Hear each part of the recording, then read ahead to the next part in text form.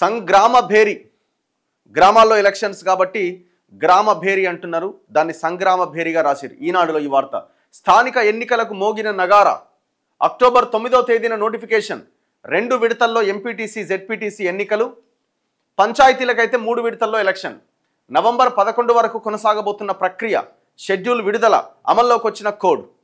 అంటే election code ఇప్పుడు అమల్లో ఉన్నది. ఏ పథకాలు కానీ ఇంకోటి కానీ స్కీమ్స్ కొత్తవి ప్రభుత్వాలు ప్రకటించడానికి అవకాశం లేదు. ఎప్పటి వరకు? నవంబర్ 11 వరకు ఈ ఎలక్షన్ కోడ్ ఉన్నంత వరకు. మనం ఎక్కడ ఉన్నాం? సెప్టెంబర్ 30th, అంటే అక్టోబర్ నవంబర్, ఇంకా నెల 15 రోజుల వరకు కొత్త స్కీమ్స్ కానీ ఇంకోటి కానీ ప్రకటించడానికి అవకాశం లేదు. ఆన్గోయింగ్ స్కీమ్స్ ఏవైతే ఉన్నాయో అవి మాత్రం నడుస్తాయి అంతవరకు. అయితే ఎంపీటీసీ ఎలక్షన్స్ ఏమో 2 విడతల్లో, సర్పంచ్ ఎలక్షన్లు ఏమో 3 విడతల్లో జరగబోతున్నాయి. నవంబర్ 11న ఎంపీటీసీ జెడ్పీటీసీకి సంబంధించిన పోలింగ్ కౌంటింగ్ ఉంటుంది, రిజల్ట్ ఉంటుంది. సో సర్పంచ్ ఎలక్షన్స్ ఏమో 3 విడతల్లో, ఎంపీటీసీ జెడ్పీటీసీ ఎలక్షన్స్ ఏమో 2 విడతల్లో జరగబోతున్నాయి. సో నవంబర్ 11కి కౌంటింగ్ డే అనమాట. అంటే ఏ కౌంటింగ్ డే? ఎంపీటీసీ జెడ్పీటీసీకి సంబంధించిన కౌంటింగ్ డే. సర్పంచ్ ఎలక్షన్స్ సంబంధించిన కౌంటింగ్ మాత్రం ఏ రోజైతే ఎలక్షన్ జరిగిందో ఆ గ్రామాల్లో, ఆ పోలింగ్ కేంద్రాల్లో అదే రోజున సాయంత్రానికి రిజల్ట్ వస్తుంది, రాత్రికి. ఇది మనకు తెలిసిందే. రాష్ట్రంలో స్థానిక సంస్థల ఎన్నికల నగారా మోగింది. రాష్ట్ర ఎన్నికల కమిషనర్ రాణి కుముదిని సోమవారం ఎన్నికల షెడ్యూల్ విడుదల చేశారు.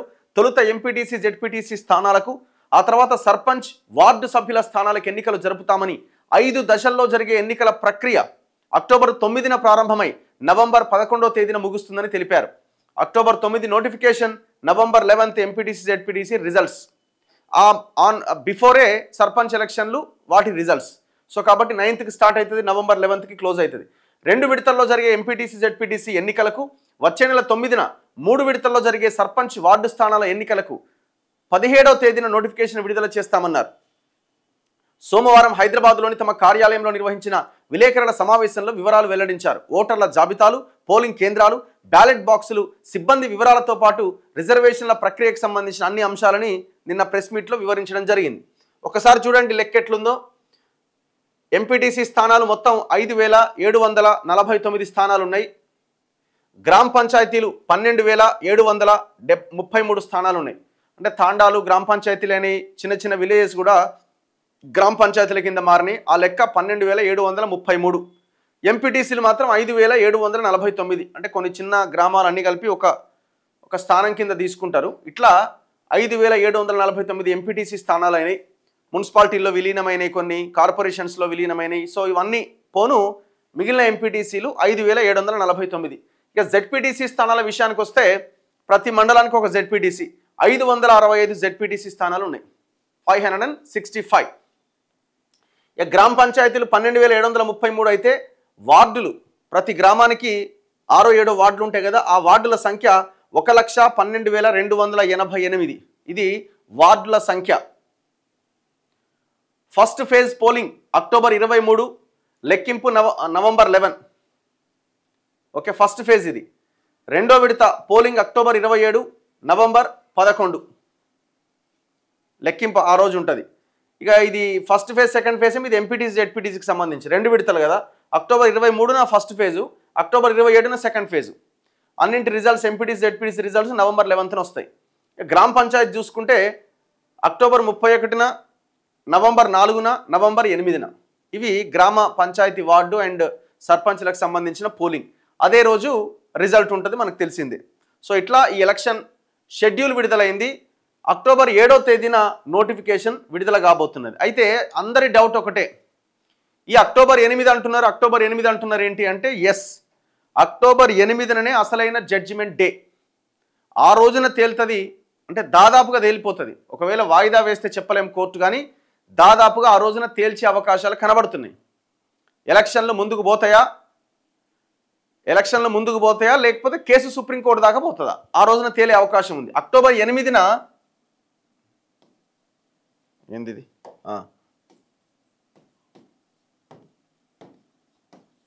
నిన్న కూడా నేను ఒక వీడియో చేయడం జరిగింది. అక్టోబర్ 8న హైకోర్టులో కేసు ఉంది. అక్టోబర్ 9న నోటిఫికేషన్ రావాలి. సో ఎలక్షన్ కమిషన్ కూడా చాలా తెలివిగా, గవర్నమెంట్ కూడా చాలా తెలివిగా షెడ్యూల్ రిలీజ్ చేసింది, కానీ నోటిఫికేషన్ మాత్రం ఆఫ్టర్ 8th పెట్టింది. 8th హైకోర్టు జడ్జిమెంట్ని బేస్ చేసుకొని 9th నోటిఫికేషన్ రిలీజ్ అయ్యే అవకాశం ఉన్నది. ఒకవేళ అక్టోబర్ 9th గవర్నమెంట్కి ఫేవర్గా జడ్జిమెంట్ వస్తే నోటిఫికేషన్ వస్తుంది. అంటే ఇప్పుడు ఎలక్షన్ ఆగుతుందా, ఆగడానికి ఏమైనా అవకాశాలు ఉన్నాయా? ఈ కేసుకు 8వ తేదీన ఫుల్ స్టాప్ పడుతుందా అంటే పడడానికి అవకాశాలు లేవు. ఎందుకు లేవంటే అక్టోబర్ 8న గవర్నమెంట్ కనుక ఒకవేళ ఫేవర్గా జడ్జిమెంట్ వస్తే ఇమీడియట్గా గవర్నమెంట్ నోటిఫికేషన్ ఇచ్చేస్తుంది. మరిగా ఇష్యూ ఎక్కడుంది అని అంటే ఎవరైతే పిటిషన్ వేశారో రెడ్డి జాగృతి వాళ్ళు సుప్రీంకోర్టుకి వెళ్ళే అవకాశం కూడా ఉన్నది. ఏముంటుంది వాళ్ళు ఇప్పుడు ఏమి లేనప్పుడే హైకోర్టులో పిటిషన్ వేసిన వాళ్ళు హైకోర్టుకు పోరని గ్యారంటీ ఏముంది? 100% పోతారు. గతంలో కూడా ఇదే జరిగింది. సో వాళ్ళు సుప్రీంకోర్టుకు పోతారు. ఒకవేళ గవర్నమెంట్కి ఫేవర్గా వచ్చి నోటిఫికేషన్ వస్తే. లేదు రెండోది, ఒకవేళ కనుక పిటిషన్ కొట్టేసింది అనుకుందాం, ఒకవేళ పిటిషన్ గవర్నమెంట్కి ఫేవర్గా రాలేదనుకుందాం, అప్పుడు గవర్నమెంట్ సుప్రీంకోర్టుకి వెళ్ళే అవకాశం ఉంది. సో ఎట్లా చూసినా ఏ రకంగా చూసినా 8వ తేదీన కోర్టు ఇచ్చేటువంటి జడ్జిమెంట్ ఏదైతే ఉందో దాన్ని బేస్ చేసుకొని ఎలక్షన్స్ ఎప్పుడు జరుగుతాయని మనం చెప్పొచ్చు. అంటే జరగవా అనేది చెప్పొచ్చు. అల్టిమేట్గా ఓవరాల్గా కేసు అయితే సుప్రీంకోర్టు తలుపు తట్టడం ఖాయం, అది కనబడుతున్నది.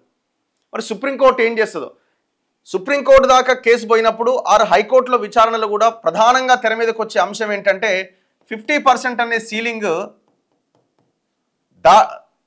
దాటి రిజర్వేషన్స్ ఇవ్వాల్సిన పరిస్థితి వస్తుంది. కాబట్టి ఇందిరా సహానీ కేసులో సుప్రీంకోర్టు గతంలో 50% మించి రిజర్వేషన్స్, అన్ని రిజర్వేషన్లు కలిపి 50% మించొద్దు అని చెప్పింది. కాబట్టి ఇదేమైనా రేపటి 8వ తేదీన హైకోర్టు ఏమైనా దీని మీద ప్రభుత్వానికి కాకుండా ఎవరైతే పిటిషన్ వేశారో వాళ్ళకు అనుకూలంగా తీర్పు వస్తుందా అన్న ఒక అనుమానం అవుతున్నది. ఎందుకంటే 2018లో సేమ్ కేసీఆర్ ఈ రకంగానే 285A అనే సెక్షన్ పెట్టి, సార్ ఇది కాదు క్షమించాలి, 2018లో ఇట్లాగనే కేసీఆర్ సబ్జెక్ట్ టు కరెక్షన్ 396 అనే ఒక జీవో రిలీజ్ చేసిండు. దేనికోసం? బీసీలకి 34% రిజర్వేషన్ అమలు చేస్తూ పంచాయతీరాజ్ చట్టం 2018 తీసుకొచ్చిండు. ఈ పంచాయతీరాజ్ చట్టంలో 34% రిజర్వేషన్ పెట్టిండు. దీనికి అనుగుణంగా జీవో తెచ్చిండు 396 సబ్జెక్ట్ టు కరెక్షన్ 396 అనే జీవో తెచ్చిండు. ఈ జీవో మీద కొంతమంది కోర్టుకు పోయారు, సేమ్ హైకోర్టుకి వెళ్ళారు. సేమ్ హైకోర్టుకి వెళ్తే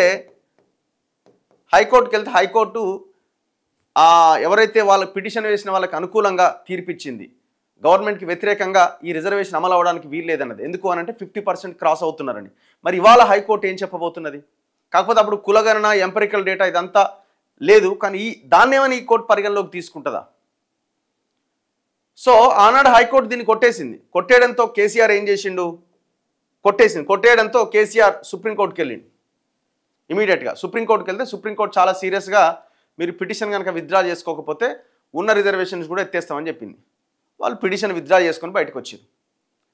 కానీ అప్పటికే కేసీఆర్ ఏం చేసిండు? పంచాయతీరాజ్ చట్టంలో 34% రిజర్వేషన్ అని పెట్టిండు కదా. మరి చట్టంలో 34% ఉన్నప్పుడు ఎలక్షన్లు సుప్రీంకోర్టు చెప్పిన ఆ 50%ని దాటకుండా ఉండాలి. అంటే 23%, 21% అమలు చేయాలి. మరి ఈ చట్టంలోనే 34 ఉంది. అప్పుడు ఏం చేసిండు? 285A అనే ఒక సెక్షన్ని ఈ పంచాయతీరాజ్ చట్టంలో అమెండ్ చేసిండు, సవరించిండు, కొంత దాంట్లో పెట్టిండు. ఆ సెక్షన్ని ఏం చెప్తుంది? ఈ సెక్షన్ 50% మించి రిజర్వేషన్స్ అమలు కావు అని చెప్తుంది. అంటే ఎంత? ఎస్సీ ఎస్టీలకు పోను, మిగతా రిజర్వేషన్ బీసీలకు అన్నది ఆ 285A చెప్తుంది. ఇప్పుడు పెట్టిన ఆ సెక్షన్ అట్లే ఉంది. ఇప్పుడు రేవంత్ రెడ్డి ఏం చేయాలనుకుంటుండు? ఆ రిజర్వేషన్స్ని పంచాయతీరాజ్ చట్టంలో ఉన్న ఈ 285Aని తొలగిస్తూ 42% రిజర్వేషన్ ఇవ్వాలని బీసీలకు అనుకుంటున్నాడు. కానీ ఆల్రెడీ 285Aలో ఏమున్నది? 50% మించొద్దు అని చెప్తున్నది ఆ 285A సెక్షన్. సో కాబట్టి ఆ 285A సెక్షన్ సవరించాలి. మొన్న ఆర్డినెన్స్ తెచ్చిండు ఆ 285Aని సవరిస్తూ, ఇది పంచాయతీరాజ్ చట్టాన్ని సవరిస్తూ 285Aని చేంజ్ చేస్తూ ఒక ఆర్డినెన్స్ తీసుకొచ్చిండు. గవర్నర్ పంపిస్తే గవర్నర్ సంతకం పెట్టలే, న్యాయ సలహాకు పంపించిండు. ఇది అయితలేదని చెప్పి మళ్ళీ బిల్లు తీసుకొచ్చారు, పంచాయతీరాజ్ చట్టం 2018 సవరణ బిల్లు. అందులో ఈ 285Aను సవరిస్తూ నిర్ణయం తీసుకున్నారు. అసెంబ్లీ మొత్తం ఆమోదించింది, అన్ని పార్టీలు, 3 పార్టీలు. గవర్నర్ పంపిస్తే గవర్నర్ దాన్ని కూడా పెండింగ్లో పెట్టి న్యాయ సలహాకు పంపించిండు. సో అది అక్కడ పెండింగ్లో ఉన్నది. సో మన కోర్టు కూడా ఏమడిగింది, మీరు ఈ బిల్లు తయారు చేశారు, బాగానే ఉంది, అందరూ ఆమోదించారు, గవర్నర్ పంపిస్తే గవర్నర్ ఇంతవరకు సంతకం పెట్టలేదు కదా, గవర్నర్ సంతకం పెట్టని ఏ బిల్ అయినా చట్టం ఎలా అవుతుంది, చట్టం కానప్పుడు ఈ జీవో ఏ రకంగా వచ్చింది, పంచాయతీరాజ్ చట్టంలో ఈ క్షణం వరకు గవర్నర్ సంతకం పెట్టినంత వరకు 50% రిజర్వేషన్స్ దాటొద్దు అని ఆ పంచాయతీరాజ్ చట్టం 2018 చెప్తుంది. గవర్నర్ సంతకం పెట్టకుండా చట్టం ఎట్లా సవరించబడినట్టు అవుతుంది అని పదే పదే క్వశ్చన్ రేజ్ చేస్తూ జడ్జి ఏం చేసిందంటే అక్టోబర్ 8వ తేదీకి వాయిదా వేసిండు. మరి ఇప్పుడు ఏం జరగబోతున్నది? ఒకవేళ 8వ తేదీ లోపుగానే గవర్నర్ సంతకం పెడతారా? నాకైతే డౌటే అనిపిస్తుంది. ఆయన పెట్టేటట్టు అయితే కనబడతలేదు. మరి పెట్టకుండా ఏ రకంగా ముందుకెళ్తారు? చట్టం ఎట్లయితుంది? వెల్ఫేరు, సంక్షేమం, పాలసీస్ విషయంలో రాష్ట్ర ప్రభుత్వం తీసుకోవడానికి అవకాశాలు ఉన్నాయని అడ్వకేట్ జనరల్ వాదిస్తున్నాడు. కోర్టు నమ్ముతుందా? ఇన్ని ప్రశ్నలు ఉన్నాయండి, దీంట్లో ఇన్ని ప్రశ్నలు ఉన్నాయి. సో ఏది ఏమైనా అక్టోబర్ 8వ తేదీన కొంత క్లారిటీ వచ్చే అవకాశం ఉంది. ఒకవేళ కోర్టు గ్రీన్ సిగ్నల్ ఇచ్చినా, పిటిషన్ వేసిన అయినా సుప్రీంకోర్టుకి పోతాడు. ఒకవేళ పిటిషన్ గవర్నమెంట్కి అనుకూలంగా రాకపోయినా గవర్నమెంట్ సుప్రీంకోర్టుకి వెళ్తుంది. మళ్ళీ ఆడ ఏం జరుగుతుంది అన్నది చూడాలి. So very interesting. ఇది మొత్తం అంతా ఒక ఇదిలాగా ఉన్నది. అన్నింటికి సమాధానం రావాలంటే అక్టోబర్ 8వ తేదీ, ఆ తర్వాత వరకు మనం వెయిట్ చేయక తప్పదు. కానీ ఒక విషయంలో అయితే క్లారిటీ ఇస్తున్నారు ఏంటంటే, గవర్నమెంట్ వాళ్ళు మేము చట్టబద్ధంగా 42% రిజర్వేషన్స్ అమలైనప్పుడు మాత్రమే ఎలక్షన్లకు వెళ్తామని చెప్తున్నారు. ఎందుకంటే ఇప్పుడు వాళ్ళు కనుక ఒకవేళ హడావుడి చేసి పార్టీ పరంగా ఇచ్చే ప్రయత్నం చేస్తున్నాం అది అని చెప్తే నష్టపోయే అవకాశాలు ఎక్కువ ఉన్నాయి. ఇంత సినిమా నడిపించిన తర్వాత చూడాలి మరి ఏం జరుగుద్ది అన్నది.